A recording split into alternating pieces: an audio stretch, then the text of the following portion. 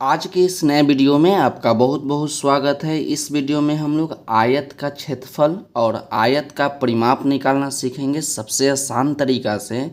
तो इस वीडियो में हम लोग दो प्रश्न को सॉल्व करेंगे, जिसमें से पहला प्रश्न आपका है कि आयत का परिमाप 120 मीटर है तथा एक भुजा की लंबाई 30 मीटर है, तो आयत का क्षेत्रफल ज्ञात करें। 2 नंबर प्रश्न आपका है कि आयत का क्षेत्रफल 150 सेंटीमीटर स्क्वायर है तथा एक भुजा की लंबाई 15 सेंटीमीटर है, तो आयत का परिमाप निकालें। तो सबसे पहले हम क्या करते हैं, प्रश्न को समझते हैं, आयत के बारे में जान लेते हैं। उसके बाद हम लोग प्रश्न को बहुत ही अच्छे तरीक़ा से सॉल्व करेंगे। तो देखिए यहाँ पर ही हमने एक आयत बना लिया। ये किस प्रकार का फिगर है, तब बोलिएगा कि सर ये आयत है। और आप जानते हैं कि आयत में लंबाई और चौड़ाई होता है। तो जो ये लाइन देख रही है आपका लंबाई हो जाएगा, ये आपका लंबाई हो जाएगा और ये वाला आपका चौड़ाई हो जाएगा। इतना बात याद रखिएगा कि आयत में लंबाई और चौड़ाई होता है। और दूसरा बात याद रखिएगा कि आयत में आमने सामने की भुजा बराबर होता है, यानी इसके बराबर ये वाला भुजा हो जाएगा और इसके बराबर ये भुजा हो जाएगा। यदि 10 मीटर ई भुजा की लंबाई है तो 10 मीटर ई है तो 10 मीटर ये भी हो जाएगा। यदि इसका लंबाई 20 मीटर है तो इसका लंबाई भी आपका 20 मीटर होगा। इतना तो आप समझ गए होंगे। अब चलिए अब हम प्रश्न को सॉल्व करते हैं। साथ साथ जो भी सारी बातें आएगी हम आपको बताएंगे। जो जो फार्मूला लगेगा वो सारे फार्मूला को हम प्रश्न बनाते समय बता देंगे। यहाँ पर दिया गया आयत का क्षेत्रफल 150 सेंटीमीटर स्क्वायर है। तो सबसे पहले हम लोग सेकेंड वाला प्रश्न को ही सॉल्व कर लेते हैं। तो हम यहाँ पर लिखेंगे दिया है और जो जो बात आपको प्रश्न में दिया है वो सारी बातों को सबसे पहले हम लोग लिख लेंगे।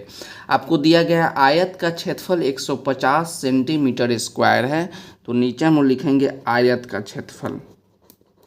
आयत का क्षेत्रफल और आयत का क्षेत्रफल आपको दिया गया है 150 सेंटीमीटर स्क्वायर। उसके आगे प्रश्न में दिया गया है तथा एक भुजा की लंबाई 15 सेंटीमीटर है। क्या बोला है? एक भुजा की लंबाई। प्रश्न में यह क्लियर नहीं किया है कि जो आयत है ये लंबाई है कि चौड़ाई है। केवल बोला है कि आयत की एक भुजा की लंबाई। तो भुजा हुआ हम लंबाई भी ले सकते हैं और चौड़ाई भी ले सकते हैं। वो आपके मन के ऊपर है कि हम लंबाई को मान ले या चौड़ाई को मान लेते। इसमें आप किसी को भी मान सकते हैं। आप लंबाई को भी 15 सेंटीमीटर मान सकते हैं या आपका मन है तो चौड़ाई को भी 15 सेंटीमीटर मान सकते हैं, क्योंकि प्रश्न में क्लियर नहीं कहा कि लंबाई 15 सेंटीमीटर है कि चौड़ाई 15 सेंटीमीटर है। केवल बोला कि एक भुजा की लंबाई 15 सेंटीमीटर है। तो चलिए हम लोग मान लेंगे कि आयत की लंबाई, यहाँ लिख लेते हैं कि माना आयत की लंबाई। अब ये नहीं बोलिए सर यहाँ तो दिया गया है कि लंबाई 15 सेंटीमीटर है। नहीं, यहाँ पर ही बोला कि एक भुजा की लंबाई। तो एक भुजा आपका लंबाई भी हो सकता है और एक भुजा आपका चौड़ाई भी हो सकता है। तो यहाँ पर ही मान लीजिए कि आयत की लंबाई कितना है, 15 सेंटीमीटर है, तो 15 सेंटीमीटर लिखिए। आपको निकालना है आयत का परिमाप, और आयत का परिमाप का जो फार्मूला होता है, यहाँ पर आप याद रखिए कि आयत का परिमाप का जो फार्मूला होता है 2l + b। ये आयत का परिमाप निकालने का फार्मूला है कि 2l + b। l मतलब आपका लंबाई हो गया और b मतलब आपका चौड़ाई हो गया। लंबाई को हम l से दिखाएंगे और चौड़ाई को हम लोग b से दिखाएंगे। l से आपका लेंथ होता है और b से आपका ब्रेथ होता है। तो आयत का परिमाप होता है 2l + b। और आपको प्रश्न में क्या बोला है निकालने के लिए? आयत का परिमाप। तो आयत का परिमाप निकालने के लिए आपको लंबाई भी चाहिए और चौड़ाई भी चाहिए। तो यहाँ देख रहे हैं कि केवल आपको लंबाई दिया गया है, तो सबसे पहले हम लोग क्या करते हैं कि चौड़ाई को निकाल लेते हैं। तो यहाँ पर लिखेंगे आयत का क्षेत्रफल, आयत का क्षेत्रफल। और आयत का क्षेत्रफल जो होता है लंबाई गुने चौड़ाई, लंबाई गुना चौड़ाई।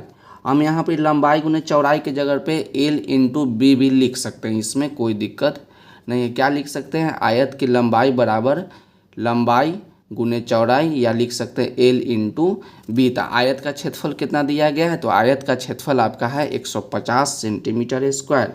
तो 150 सेंटीमीटर स्क्वायर इक्वल टू लंबाई, तो लंबाई को हम लोग मान लिए हैं 15 सेंटीमीटर, तो आपका 15 सेंटीमीटर हो जाएगा, गुना चौड़ाई। आपको क्या ज्ञात करना है, आपको ज्ञात करना है सबसे पहले चौड़ाई। तो देखिए यहाँ पर दोनों के बीच में देख रहे हैं कि गुना है, जब ये 15 को हटाएंगे तो ये गुना से आपका भाग में आएगा। हम आपको बताते हैं ना कि 2 इंटू एक्स इक्वल टू 4 लिखा गया है, तो इसको किस प्रकार से सॉल्व कीजिएगा। ये आपका क्या है, 2 इंटू एक्स है इक्वल टू 4, तो 2 को हटाएंगे तो आपका क्या हो जाएगा, x इक्वल टू 4, आई आपका बटा में चल जाएगा। उसी प्रकार जब यहाँ हम 15 को हटाएंगे तो ये आपका गुना से इसके नीचे आपका भाग में आ जाएगा। तो देखिए 150 सेंटीमीटर स्क्वायर का मतलब इसको हम लोग 2 बार लिख सकते हैं, सेंटीमीटर इंटू सेंटीमीटर, और ये 15 आपका इसके नीचे आ जाएगा, तो 15 सेंटीमीटर। यहाँ पर ही आपका बच गया चौड़ाई, तो आप यहाँ पर चौड़ाई लिख दीजिए। अब इसको काट दीजिए तो 1 सेंटीमीटर से 1 सेंटीमीटर कट जाएगा, और 15 से 150 आपका 10 बार में कट जाएगा। तो यहाँ पर ही बच गया आपका 10 और बच गया 1 सेंटीमीटर, और इधर आपका बच गया चौड़ाई। तो चौड़ाई का मान कितना आ गया, तो आप चौड़ाई का मान बोलिएगा कि सर चौड़ाई का मान आपका 10 आ गया। तो यहाँ पर हम लोग सीधा करके लिख देते हैं, चौड़ाई बराबर आपका हो गया 10 सेंटीमीटर। अब आपको निकालना है आयत का परिमाप, या आप डायरेक्ट भी इसको बना सकते हैं, हम आपको दोनों तरीका बता देंगे। सबसे पहले हम लोग क्या करते हैं, फार्मूला के तरफ से बनाते हैं। तो लिखेंगे आयत का परिमाप, आयत का परिमाप। और आयत का परिमाप का फार्मूला हम आपको क्या बताएं कि 2L प्लस B। आपको मन है तो लिख सकते हैं कि आयत का परिमाप बराबर 2 लंबाई प्लस चौड़ाई, इसमें कोई दिक्कत नहीं है। तो 2 लंबाई, तो लंबाई का मान कितना है, तो लंबाई का मान हम लोग माने हैं 15 सेंटीमीटर, तो यहाँ लिख दीजिए आप 15 सेंटीमीटर। और आपका चौड़ाई का मान कितना निकल के आया है, तो चौड़ाई का मान निकल के आपका आया है 10 सेंटीमीटर। जब इसको आप जोड़ दीजिएगा तो 15 प्लस 10, तो आपका यहाँ पर कुछ नहीं तो गुना, 15 10 जोड़िएगा तो आपका 25 सेंटीमीटर, और गुना कर दीजिएगा तो 25 में 2 से गुना कीजिएगा तो आपका 50 सेंटीमीटर हो गया। तो पहला तरीका तो ये वाला हो गया। अब हम आपको दूसरा तरीका बताते हैं। अब देखिए परिमाप का क्या मतलब होता है, मानिए कि एक लड़का यहाँ पे खड़ा है, तो पहले हम यहाँ से यहाँ चल के आए, फिर यहाँ से चल के यहाँ आए, फिर यहाँ से चल के यहाँ आए, और फिर यहाँ से चल के यहाँ आए। तो जितना आप चले ना उस सभी को जोड़ दीजिएगा तो आपका वही परिमाप आएगा। तो देखिए लंबाई कितना था, तो लंबाई आपका 15 सेंटीमीटर, तो मानिए कि 15 सेंटीमीटर ये वाला है, तो 15 सेंटीमीटर ये भी हो जाएगा, क्योंकि हम आपको बताएं कि आयत में आमने सामने की भुजा बराबर होता है। और चौड़ाई कितना निकल के आया, तो चौड़ाई आपका निकल के आया 10। तो जब 10 ये वाला है तो 10 तो आपका ये होगा, तो सबको जोड़ दीजिए, तो 15 10 और 15 को जोड़िएगा तो आपका कितना हो जाएगा, तो 25 हो जाएगा। 25 और 10 को जोड़िएगा तो आपका 35 हो जाएगा, और 35 और 15 को जोड़िएगा तो आपका हो जाएगा 50। तब परिमाप आप सभी को जोड़ कर भी निकाल सकते हैं, या परिमाप आप फार्मूला के माध्यम से भी निकाल सकते हैं, इसमें कोई दिक्कत नहीं है। अब चलिए हम लोग प्रश्न संख्या 2 को सॉल्व करते हैं। प्रश्न संख्या 1 में आपको दिया गया है कि आयत का परिमाप 120 मीटर है, एक भुजा की लंबाई 30 मीटर है, और आयत का क्षेत्रफल आप ज्ञात कीजिए। तो यहाँ पर भी प्रश्न में क्या दिया गया है, आयत का परिमाप दिया गया है 120 मीटर, और उसके बाद बोला कि एक भुजा की लंबाई। यह क्लियर नहीं किया गया है कि आयत में एक भुजा आपका लंबाई है कि एक भुजा आपका चौड़ाई है। तो हम किसी को भी मान लेंगे, लंबाई को मान लेंगे 30 मीटर, या आपका मन है तो चौड़ाई को 30 मीटर मान लीजिएगा, इसमें कोई दिक्कत नहीं। तो उसके बाद बोला कि आयत का क्षेत्रफल निकालिए। तो आयत का क्षेत्रफल याद रखिएगा कि आयत का क्षेत्रफल होता है लंबाई गुने चौड़ाई, और आयत का परिमाप होता है 2 लंबाई प्लस चौड़ाई। आप दोनों फार्मूला को अच्छे तरीक़ा से याद रखिएगा। चलिए यहाँ पर जो दिया गया है उसको लिख लीजिए। क्या दिया गया है? तो दिया गया है कि आयत का परिमाप, तो यहाँ पर लिख लेते हैं कि आयत का परिमाप, आयत का परिमाप, आयत का परिमाप आपको दिया गया है 120 मीटर, तो लिख दीजिए 120 मीटर।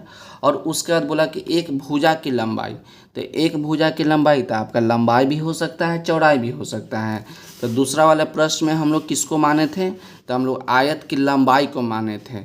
अब यहाँ पर ही हम लोग आयत की चौड़ाई को मान लेते हैं, कोई दिक्कत नहीं होगा, क्योंकि हमने आपको बोला कि आप किसी को भी मान सकते हैं। तो यहाँ पर लिखेंगे कि माना आयत की चौड़ाई, आयत की चौड़ाई, आयत की चौड़ाई कितना हो गया? तो आयत की चौड़ाई आपका हो गया 30 मीटर। आपको क्या निकालना है? आपको निकालना है आयत का क्षेत्रफल। तो आयत का क्षेत्रफल क्या होता है? तो आयत का क्षेत्रफल होता है लंबाई गुने चौड़ाई। तो आयत का क्षेत्रफल निकालने के लिए आपका लंबाई का भी मान चाहिए और चौड़ाई का भी मान चाहिए, लेकिन यहाँ पर देख रहे हैं कि यहाँ तो केवल आयत का चौड़ाई का मान है। तो सबसे पहले हम लोग क्या करते हैं कि आयत का लंबाई निकाल लेते हैं। तो ये दोनों की मदद से निकालेंगे। तो यहाँ पर परिमाप दिया है तो लिखेंगे आयत का परिमाप, आयत का परिमाप। और आयत का परिमाप क्या होता है? तो आयत का परिमाप होता है कि 2 लंबाई प्लस चौड़ाई, या length plus breadth, 2L plus B। याद रखिए। तो आयत का परिमाप कितना है? तो आयत का परिमाप आपका 120 मीटर है, तो 120 मीटर लिखिए इक्वल टू 2 ब्रैकेट बनाएंगे। लंबाई का मान तो आपको निकालना है, तो लंबाई प्लस चौड़ाई का मान कितना है? तो चौड़ाई का मान आपका 30 मीटर, तो 30 मीटर। इसको अब हम लोग सॉल्व कर लेते हैं। देखिए 2 और ब्रैकेट के बीच में कुछ नहीं तो गुना है, तो गुना से ये आपका भाग में आ जाएगा। तो 120 मीटर ये आपका भाग में आएगा तो इसके नीचे आ जाएगा। उसका बाद यहाँ पर बच गया है लंबाई प्लस 30 मीटर। तो देखिए 2 से आपका कितना बार में कट जाएगा? 60 बार में। तो यहाँ पर ये आपका हो गया 60 मीटर। उसके बाद देखिए इक्वल टू के इधर आपका प्लस L प्लस 30 मीटर, तो इक्वल टू की इधर ले आएंगे तो आपका माइनस में 30 मीटर आ जाएगा। तो 30 मीटर इक्वल टू लंबाई, तो इसको घटा दीजिए। तो 60 में से 30 घटाइएगा तो आपका 30 हो जाएगा, मानी L, और यहाँ पर लिख दीजिए M। तो L क्या है? तो L आपका लंबाई है। तो L आपका क्या है? लंबाई है, और लंबाई का मान आपका आ गया 30 मीटर, और चौड़ाई के मान को कितना माने थे? 30 मीटर। आपको निकालना है आयत का क्षेत्रफल। अब हम लिखेंगे आयत का क्षेत्रफल बराबर आयत का क्षेत्रफल, आयत का क्षेत्रफल। और आयत का क्षेत्रफल जो होता है लंबाई गुने चौड़ाई। और आयत का लंबाई कितना निकल के आया? तो आपका आयत की लंबाई निकल के आया 30 मीटर, और चौड़ाई आपका कितना था? तो चौड़ाई भी आपका था 30 मीटर। तो यहाँ पर लिख देते हैं 30 मीटर। अब गुना कर देते हैं, तो 30 में 30 से गुना कीजिएगा तो आपका 900 आएगा, और मीटर मीटर है तो आपका मीटर स्क्वायर हो जाएगा। तो यही आपका आंसर हो गया। तो हम यहाँ पर दोनों प्रश्न को बहुत ही विस्तार तरीक़ा से बताए हैं ताकि आपको अच्छे तरीक़ा से समझ में आ जाए। तो आज के वीडियो के लिए बस इतना ही, मिलते हैं अगले वीडियो में। यदि वीडियो अच्छा लगा हो तो वीडियो को लाइक कर दीजिएगा और चैनल को सब्सक्राइब भी कर दीजिएगा।